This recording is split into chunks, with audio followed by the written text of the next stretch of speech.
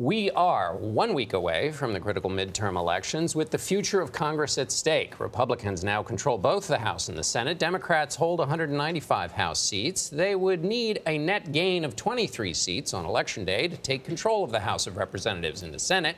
Republicans have a two-seat majority, but most of the 35 seats being contested are held by Democrats.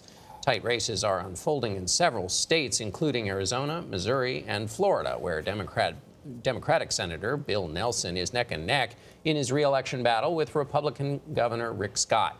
Democrat Andrew Gillum and Republican Ron DeSantis are also locked in a tight and increasingly contentious race to replace Scott as governor. Nancy Cordes is in Miami covering the state's midterm battle.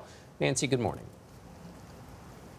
Good morning. Those races you mentioned are so close here that President Trump is scheduled to campaign here in Florida twice between now and Election Day, once tomorrow, once over the weekend. And former President Obama is scheduled to come here as well, as early voting is already on track to break records. Are we ready to flip Florida blue?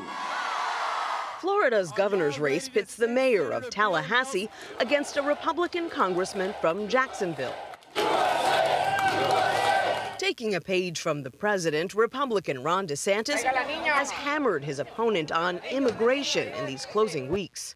We don't want open borders in Florida. We don't want to abolish ICE in Florida. They are just way out of step with the people of this state. Democrat Andrew Gillum has focused on health care. We deserve to expand Medicaid and offer access to health care for over 800,000 of the most medically needy people in our state. Three-term Senator Bill Nelson is hoping a strong showing from Gillum at the top of the ticket will help him fend off a challenge from Governor Rick Scott.